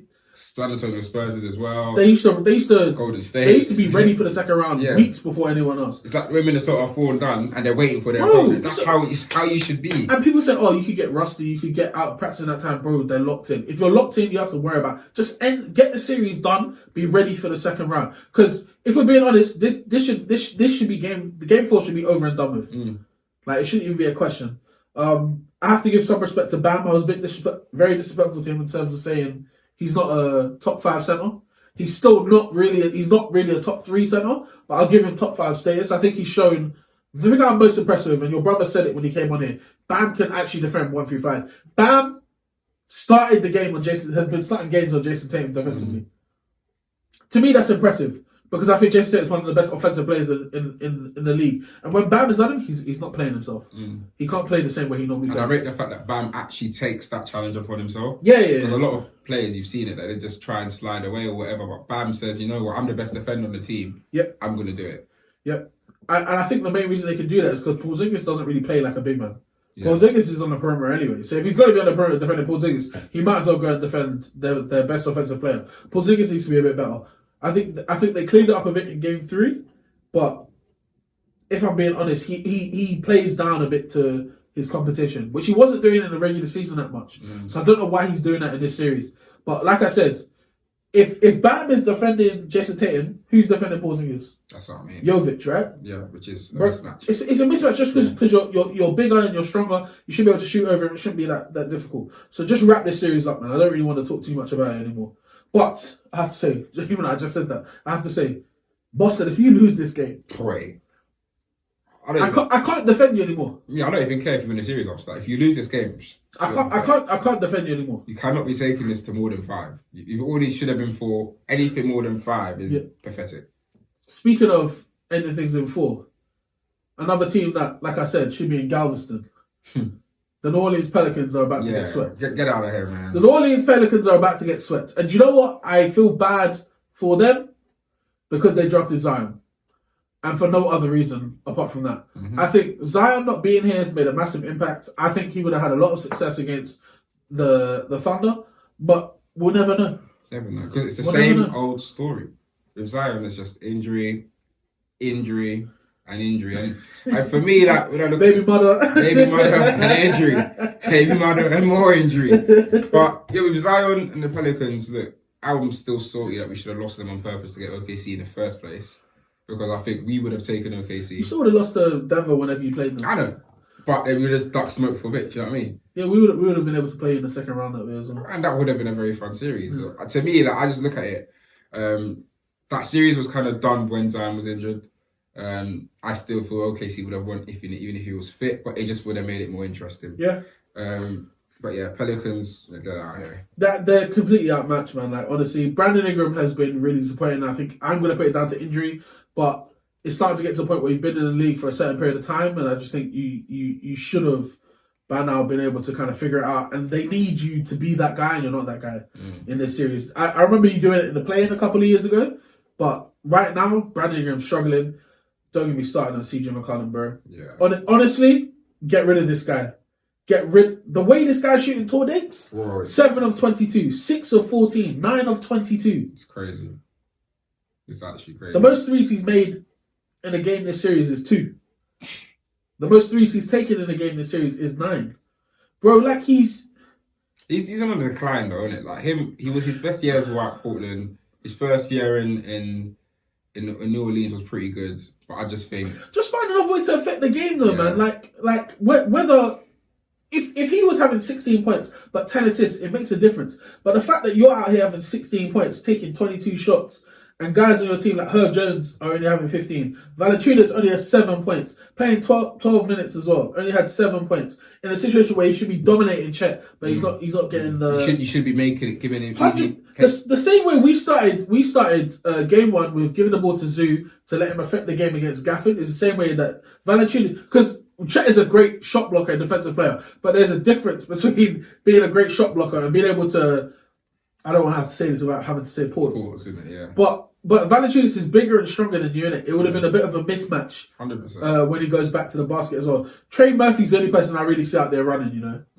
I have no belief in it. But like you said, Thunder are about to end this series. Chuck called it ages ago. This is going to be a sweep. This is very similar to the Phoenix series where we smelled a sweep. But in this situation, you can understand because it's a mismatch. It is a mismatch. It's a mismatch. And then their best players missing. Mismatch of talent, mismatch of everything. Yeah. So it's a Boston take note. You should be as number 1 seed dispatching it. 100%. Now, this Cavs Orlando series. I'm saying it's boring because I don't care about the Cavs, and I still probably think they'll win. I want to give a lot of respect to Orlando for putting up a real respectable fight as well, because it's not over for you. You definitely can still win this series. It's only 2-2. Like I said, best of 3 from this spot going forward. Also, this also means that both 4-5 matchups are now tied. Yeah. Which makes it's fair. It's fair. It makes sense. I have to say, I think Orlando are brewing something serious. You know this. Something serious. Because, I mean, we've already said before that Paolo is definitely a player that can... I didn't think he'd ever be this good of a player, to be honest. Really? No, when he got drafted, I was like, I don't know. Because I'm just iffy about those forwards that dominate in college because they're physical and they come to the league. But when you told me he's 6'10", 250... I don't know, because he doesn't look bigger, which means that guy is just lean muscle, bro. That's terrifying. That's absolutely terrifying. Now, Paolo didn't have a great game in Game 4, but Franz Wagner did. That boy was on that sauerkraut. 34 and 13 against the Cavs, and the Cavs' 2 wins were a lot closer than the Magic's 2 wins. They've been blowouts. They're pushing that button, bro. You know that song they have? Orlando Magic. Tune, bro. I think this series is already putting doubt in Donovan Mitchell's mind about what he's doing, bro. Donovan Mitchell can still land in New York. Yeah. Donovan Mitchell can still land in New York. So, you know what? Upset alert. I've got the Orlando Magic winning this series in 7. Ooh. You think? Just to make things interesting, because Cleveland really aren't playing that well. Thing is with Cleveland is I look at their roster, I look at this matchup, and I would have said going into this is a favourable matchup, bearing in mind like the remaining of the teams that are in the East. Like, I think you didn't want to kind of face Philly, you didn't want to obviously face Boston. That's the best case scenario. Do you know what I mean? You didn't really want to face You don't play Indiana. Definitely don't want to play Indiana. Do you know what I mean? You don't want to play also the Bucks. Obviously, at the time, it was Dame was fit. To me, Orlando are kind of that team. You're not going to be the number 1 seed to get Miami. So that's kind of the best case scenario. And they're not dealing with business. Like 89 points is not what I should be seeing from the Cavs. Like you've got Mobley having 14, Mitchell having 18, Garland having 14. Jarrett Allen led the scoring with 21. But to me, they lost that game with the rebounds. It's not just the rebounds, bro. It's the 3-point shooting. They shot 4 of 17 from 3. That, and like your leading rebounder was Jarrett Allen and Mobley with 9. Like this is the playoffs. You're not going to win. Like Franz Wagner had 13 rebounds alone to go alone with 34 points. Like this, what we're seeing with the Cavs sometimes is, and this is something I've seen in the regular season at times, is that effort. And I don't know if that's the right word to use, but I saw it sometimes during the regular season when I've watched them, and it's like they sometimes try and blame themselves and there's lack of cohesion. But to me, it's team effort, team wanting to do it. And I don't know if the Cavs, like Isaac Okoro playing 21 minutes and getting no points, like that's not good enough. That's just really not good enough. That's mad. Almost had a Tony Snell, bro. Yeah, that's not good enough. And I think the Cavs should be at least 3-1 up in the series. For it to be tied, I agree with you, Sways to Orlando. To me, who have the talent, and they've just got the youth on them, and they're playing with the energy and the buzz. They've not been in the playoffs for years. They're showing legit hunger. Like I think the areas in which the Cavs should dominate is inside. They should be absolutely killing on the rebounds, and the fact that they lost the rebound battle, to me, like you said, shows the lack of effort, shows the lack of care. Like I don't know what's happening. Jarrett Allen showed up, I guess, but like, are the lights too bright for the whole team? Evan Mobley, to me, has been one of the most disappointing players. I really thought I was going to see Evan Mobley evolve into like, I'm not going to say Tim Duncan or nothing like that, but like a prime defensive player where he's out there being an absolute shot blocking menace for them. Yeah. And not only that, like his offensive game has not improved. Mm-mm. His offensive game has not improved. Not enough anyway. So yeah, Cleveland might be in trouble, man. Like I think they'll fix it up tonight. Because they're at home. They have the benefit. But I mean, it wouldn't surprise me to see Orlando just win this and win Game 6. Like, I'd be happy. It wouldn't. But yeah, this isn't the most exciting series. No. Personally. No. But I just think, Cavs should have this kind of wrapped up, or at least 3-1 in my opinion. Let's see if they do. Shout out to Tion, by the way. I know this is a tough time for you, both of us, 2-2 right now. You know, our teams don't really want to show up and play ball. Or, hopefully... Let's see. Hopefully it heats up. But now, Julian, it's about that time. Oh, I've been trying to put this one. It's about that time. I forgot the stuff I was wearing as well. The LA Lakers are down 3-1 to the Denver Nuggets. Now, listen, the one is big because like you won the last game, you know, you have a bit of momentum on your side, some would say. Momentum. There's no term, bro. That's where it stops. There's just momentum, bro. The term is going to end. I think it has to be said, though. Yeah. You haven't been getting blown out. You've been winning in pretty much all of the games, right? At some point. And you just haven't been able to maintain the league and lead. And when Denver start getting going, they're difficult to stop.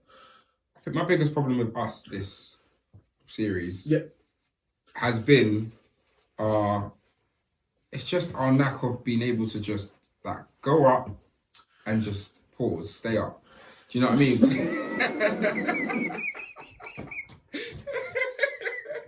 Nah, it's not a pause. I'm saying that one, man.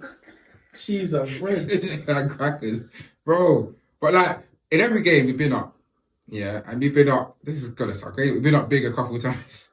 And to me, like, I look at especially game 3 where I stayed up to watch that, which was horrible. And like you correctly said, like Denver have hit like Jamal Murray's game winner in game 2, big comeback in game 3, big comeback in game 1. But I think what's been the biggest deciding factor across the whole series has been the inconsistency. So to me, from the scoring from the bench, like LeBron and AD have been excellent all series. All series they've both been excellent. Like in terms of just both been excellent. I look at Reeves, it's been pretty consistent over the series. D'Lo's inefficiencies are costing us. Game 3 had 0 points. Yeah, but game 2 he had. Game 2 he was on fire, wasn't he? He had 27 points in game 2. Exactly, and in game 4 he had 21 or something like that. 21, 4 and 4. So what my problem is that with us, we have too many inconsistencies with scoring, and we can't manage the game. And this is when I watch us, I look at Darwin. I'm still not going to be Darwin. You know. Still going to be Darwin. Like, called Darluz, bro. Darluz. Like, I don't understand how you're up. We've been up 10, we've been up 15. I think we're even up 18 at a stage in one of the games this series. But and what keeps happening is I watch us countless of turnovers. It's the third quarters we've been getting killed. Game 1, 2, and 3, third quarters we've been getting killed. And I don't know what happens when they come out. They come out very sloppy. They're very, like, you're seeing countless of turnovers in the third quarter. And you'll see it. The funny thing is, you'll see it about 4 or 5 times in a row. Yeah. No timeouts. Do you know what I mean? And it's just like he lets it go. What you said earlier about Missoula and the Celtics. But this is worse because we're actually losing the games. We went on I think it was 11-game losing streak to Denver, stretching back to when Rodney was like 22. And it's crazy. Like, wait, how old's Rodney now? The guy's 29. He's been a lot of years of losing. No, but Denver have really had our number. And credit to us for not getting swept again, because that's all that counted for me. Like, have a bit of respect to not get swept. I think our damage was kind of done by not tanking to get OKC, to eventually lose to Dallas when we had to face them later on. But they have our number. They are the best team in the West since we won it, in my opinion. When we won it, I think they've had it, the number of the West, essentially. Since then, I know Phoenix got to the finals since then. But Phoenix, Golden State, there's Denver. Then, innit, yeah. So I think they've been consistently the best team to me in the West in terms of like, that they are going to dominate. I just don't see us beating them. I think AD and LeBron can only do so much, and the team really isn't that great. The thing is, like Jules, I'll be real with you. I think the fact that you're up means you have the ability, in all of these games, means you have the ability to win. And I think you're 100% right. But even if you look at the game you won, like, if I was like LeBron, I'd be a bit annoyed you man won. Like, I'm nearly 40 years old. Let me go home and rest. Because for you to win that game, LeBron had to have 35 and 4. AD had 25 and 23. Yeah. D'Lo had 21, 4 and 4. Austin Reeves had 21, 6 and 1. But then, like, after that, like, you had 2 guys score 9 points, 3, 1, and then that's it. Like, Denver were very much in this. If Aaron Gordon wasn't, like, didn't have as much of a passive game as he had. Murray shot a bit poorly. If he was 9 for 23, he didn't shoot well for 3-point. Exactly. But again, like, Denver's bench didn't play that well either. Denver's bench only had 5 points. Like, I think you have to look at the fact that you now don't have. There's a potential Jamal Murray is not playing. Potential. I'm not saying it's guaranteed. There's potential Jamal Murray is not playing. If he doesn't play in Game 5 and you guys win that game, the series is still very much on. You know, it's not. No, because think about it. You win in their place, Game 5. Go back to LA for Game 6. Win or go home game. Anything can happen if you get to a Game 7. Anything can happen. It's unlikely. I have to be honest. It's unlikely, no, because defending champions. But at the same time, man, like you said, with AD and LeBron still both playing very, very well, and I'll be real, bro, we haven't seen one of those games from Bron yet. I know. We haven't seen one of those games from Bron yet.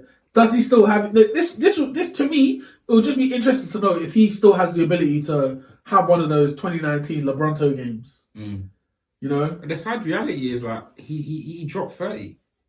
He had a good game, but it's just like my point I'm trying to make is we should not be looking at LeBron at his age. At him dropping 30 at his age is already incredible. Yeah. And he's doing that. Yeah, to win his first game of the series. Yeah. Bearing in mind, he dropped like 25. He's dropped a number. Like he shouldn't really be in a position where like LeBron should almost be comfortably the second best player on the team. Kind of just going in, being the GOAT man when he needs to be the GOAT man. Coming out, he doesn't need to be dropping 30. In this series, he definitely is the second best. Like AD's played very, very well in this series. Yeah, I'm saying for our team. Though. Okay, yeah. No, this is Jokic the best player, but yeah, for our team, he shouldn't be the best player. He shouldn't be the leading scorer in two or four of our series so far. I think, I'll be honest, like, it's been close in a couple games, but it's just not been good enough. Like, it could have been, probably said the same about a couple games last year. They just got a number. So, let me ask you a question, yeah? Like what do you guys need to do to be able to beat Denver? Because from what it sounds like you're saying to me is that your 1 and 2 are showing up, yeah? Your 1 and 2 are playing good basketball. Your 1 and 2 are putting up numbers that should allow you guys to win. So you're saying your bench isn't good enough? No, I'm saying your role players not good enough? I think there's two sides to it. When I watch Denver, their defense, they really lock in, and their defense at times is... They're organised as fuck, bro. And everybody, when you see them, they know their roles. Like when you've watched us this season, there's been a lot of chopping and changing with the roster. There's been a lot of like difference in what players' roles and positions are. And uncertainty. And when you watch Denver, there's clear structure. Every single player knows what they're doing. They know their roles. They know even down to the bloody timings. They've all played specific timings. They've all had the matchups they've played together. With us, it's all like chucking this together. Let's see if that works. Chop that together. Let's see if it works. And finally, we managed to find a starting 5. But it took us how long? We lost countless of games past the in-season tournament after we won that. Darwin cost us so many games because he was inconsistent in our lineups. And essentially, that's translated into the back end of the season where we aren't strong enough as a unit to really go up against the best. Because with Denver are the best, unfortunately. Like we might have been able to get away with it with OKC, who are a bit young, naive, even Minnesota to an extent, but Denver are too good. They're the defending champs. They're so solid. And I feel our bench hasn't been consistent enough. I think Reeves has been good in this series, but our bench hasn't been consistent enough. And that goes back to D'Lo. I think D'Lo's been good in 2 games, bad in 2 games, but really bad in the 2 games. You know what I mean? It's not even like when he's getting 0 points, it's not like he's getting 15 assists. He's getting 0 points and it's like 4 assists. You know what I mean? It's not great numbers. So what needs to change, I think, in the off-season is probably getting a coaching change for me. I think the managing of games when we're up is not been good enough. Do you know what I mean? And I think it hampers us when it comes to these crunch games. And Denver are the complete opposite. They know what they're doing. They make it happen. They make it work. Simple. Do you know what?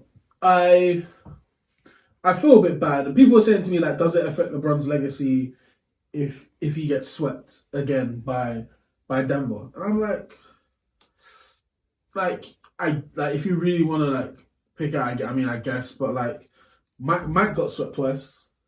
You know, like people. It seems like a lot of great players have been swept in their careers anyway. I'm not necessarily going to hold it against him. Also, like you said, like him at 39 getting swept by the reigning MVP. No, sorry, the reigning defending champions and 2-time MVP in Nikola Jokic. Like they have the best player in the series. You know, like I can't necessarily say that. Oh, like it's unfair. They should, and the fact that they haven't been swept now Yeah, and that's what I think is credit to he's 39 years old. Like, we all know what the amount of points he put together in the season is the amount of points all 39-year-olds are put together combined. Like, there's too many stats LeBron has broken. And the guy is still averaging 25, 26 points a game in the regular season. Like, he is what this LeBron is inhumane. And it's ridiculous. And for him to still be performing at a level at 39 and he's in the playoffs and he's dropping 30 points. Like, I'm not being rude. There's not many players that are able to do that in their prime. This is the playoffs. Yeah. This is not a joke. This is the playoffs. So he's 39. He's at the back end of his career. If he loses in the first round to the defending champs, it doesn't take anything for me on that. Like, it doesn't affect his legacy, in my opinion. Good. Because, we shouldn't hold stuff like that against him. You can't. Like, end of the day, like, they are the best team, defending champs. Like, you look at the situation, you look at the way this roster's constructed, it's not like it's an overpowering roster. Do you know what I mean? Where it's like spearheaded by like full Hall of Famers. Or, do you know what I mean? Where it's like so golden, whereby like if they don't win, what's a travesty? Yeah. It is what it is, isn't it? Not even two things. One thing, Darvin Ham cannot be the head coach of the LA Lakers next season. 100%. Regardless of what happens, even if they come out somehow win an NBA championship after being 3-1 down to Denver, he cannot be the head coach of the LA Lakers. Because too many times have I seen videos and clips of him drawing shit up on the whiteboard for it to just be words and not a play. Like, at some point, the coach has to be held accountable. And I think there's personal issues on the Lakers, but there's also staff personnel as well. 100%. And I think Darvin Ham isn't the coach for him. My problem is I haven't really seen LeBron with like a world-class coach since Spo. And even when LeBron was with Spo had won one championship, but Spo wasn't the head coach when the Heat won, was he? It was Pat Riley, I think. I might be wrong about that, but my point is that like I think LeBron is that kind of player where I don't know if it's possible for him to get like a all-time Hall of Fame head coach anyway. But yeah, Darvin Ham cannot be the head coach of the LA Lakers next year. Not good enough. So, quick question: you winning tonight? If Jamal Murray is out, are you winning tonight? Is he here or not? I don't know. Are you winning tonight? No. Listen, brother. Do you know what I said? You have to have faith in your team, bro. I've seen the script, man. I woke up at 3:30, bro. That was a you decision. It's not their fault. I woke up at 3:30. It's not their fault. How who sets their alarm for 3:30 to wake up and watch your team to then lose? I tell you what, as someone who's a fan of a West Coast team, I felt the pain. Pain, bro. I felt the pain. All right, let's run through some of these NBA season awards so far. Yeah. So Tyrese Maxey ended up taking home Most Improved, which we all called would happen. Yeah. The only thing is with that is that he had a 5-point increase in his points production from 20 to 25, whereas Kobe White made a massive jump in his game. Yeah. So some people were like, oh well, maybe he deserved it, but at the end of the day, bro, like. He went from being not an all-star to being an all-star to taking a lot more responsibility for on that team. And even though Philadelphia did not have Joel Embiid, they didn't have the best record over that time. I guarantee it would have been a lot worse if Tyrese Maxey was not playing the way he was playing. So shout out to Tyrese Maxey. I called Naz Reid for Sixth Man of the Year. I think Naz Reid played amazing this season. Outstanding. To the point where when Cat went down and he had to play those starter minutes. I was worried that he played too many starter minutes to not be able to be eligible, but he still was. When he was playing starter minutes, starting for the team, he was still effective, efficient. Minnesota didn't really miss a great deal. Don't get me wrong, Cat and Naz Reid are not the same kind of player. However, Naz Reid was just coming in full impact, and I think it's well deserved, to be honest. I think the other ones were Malik Monk and someone for. What's the other one? I can't remember now. It wasn't a Clipper? Nah. Have a quick look for me, please. Yeah, I'm on that. I think one thing I have to give a shout out to Nas for as well is that this man went undrafted, That's what I was about to say about this man went undrafted. So Bobby Boys. Yes. Bobby Schmurder over there. Real. His new name, Well, I've got stuck in my head now. That's like Bobby, bitch. But, you ain't know. Ridiculous. But Naz Reid, congratulations on winning your award. Well deserved. He's only 24, Yeah. He looks so much older. Yeah, that nigga's been looking great. He looks old. When he was at LSU, he looked old as shit as well. Clutch Player of the Year, Steph Curry, one of the most controversial ones as well, because people were saying that even though he had the most clutch points, they weren't winning those games. Yeah. But I mean, it is. Does clutch mean you win? Kind of, isn't it? It kind of does. Clutch is points and winning games, isn't it? But yeah, so maybe that's something for the NBA to give Steph something, man. Yeah, I mean, he needs an award for playing with Draymond and Clay. Yeah. And last, Mark Dagno. I need to get this guy's name. I think it's Dagno. Won Coach of the Year last night as well for the Oklahoma City Thunder. Well deserved. Like we said, I mean, you've completely turned that. I don't know if I can say you've turned that franchise around, but you've been a big contributor to that franchise being turned around. You've got great young players. You've definitely put a lot of faith and belief in them and given them the confidence, because they all play with confidence. That's one thing that you can say without a doubt. Like, he hasn't in any way, shape or form tried to control them, stop them from playing, the way that young people play the game. It's very entertaining to watch. So shout out to quick shout. Obviously, they missed out on the playoffs back end of last season, and to finish as the number 1 seed the following season is great credit to him, as he correctly said. 100%. It's no joke. Like, he had to integrate Shet into the team. Yeah. Shea made that jump to being that MVP caliber player, and big shout out to him. 100%. So now, quick ones, yeah. So I just saw, Jerome Bradley Bill said, I've never been swept before, and I'm not going to start now, basically. Yeah. Embarrassing. Hang on. Absolutely embarrassing. Every day, man. Bradley Bill right now, said I'll be damned to start his interviews basically based on the season. Like, Phoenix have a lot of questions to ask, because Devin, there's been a report anyway that Devin Booker apparently at some point has spoken to Stephen A. Smith, which I don't believe, because Stephen A. Smith is one of the top 2 biggest liars in the NBA. Absolutely. Top 3, sorry. Stephen A. Smith, Chris Broussard, and what's that one's name from ESPN? Windhorse. Brian Windhorse. 3 of the biggest liars I've ever seen. Brian Windhorse chats rubbish. Ever, bro. So I don't take a lot of credit to it. However, Stephen A. Smith has mentioned that Devin Booker might potentially be interested in playing for the New York Knicks. He makes up anything, though. For the New York Knicks. Yeah. That's what I mean. Like, he just makes up anything like that. Like, come on, man. Like, I feel like he's just saying it because he's high on the fact that the Knicks are balling right now. But I don't believe none of that, bro. Like, where does he say Stephen A? He literally's come out just saying it today. He wants to go to New York. He wants to be in New York. Like, what? This is what it says. Devin Booker might deny it. I haven't spoken to him.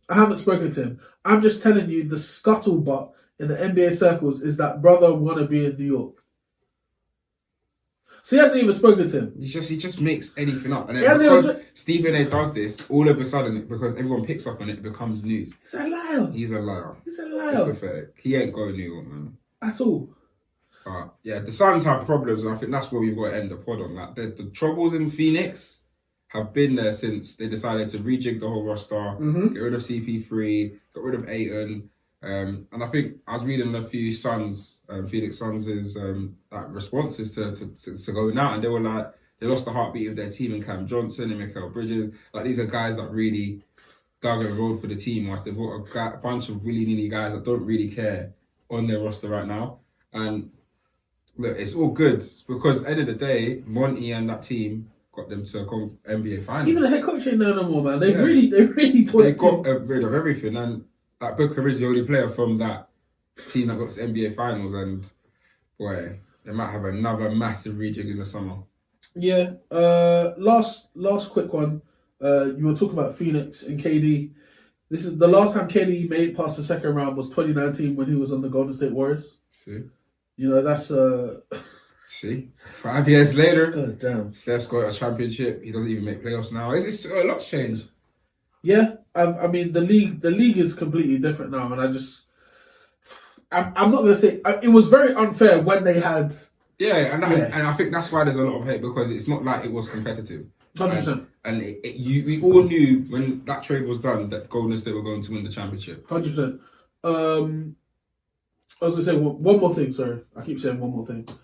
Joel Embiid, stop being a dirty player. because it's embarrassing and pathetic. You're clutching at straws, i.e., Mitchell Robinson's ankles, stopping men from jumping, and it's getting ridiculous. My brother messaged me yesterday and say Bogdanovic got injured yesterday, and I think he was talking about Embiid doing it. I just think Embiid, it's more embarrassing to go out in the way that you guys look like you're about to go out, and you're playing like Draymond Green. Embarrassing. Last one before we go. PJ Washington.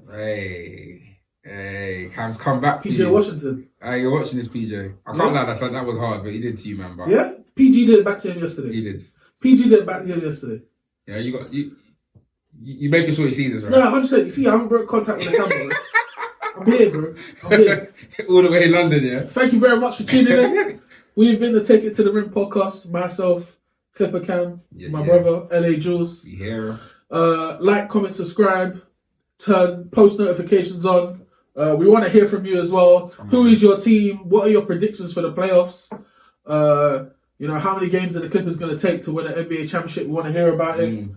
And yeah, tap in with us. Thank you very much for tuning in. LA Jules. Over and out, baby. I'm out of the playoffs too, man. I'm not cutting that.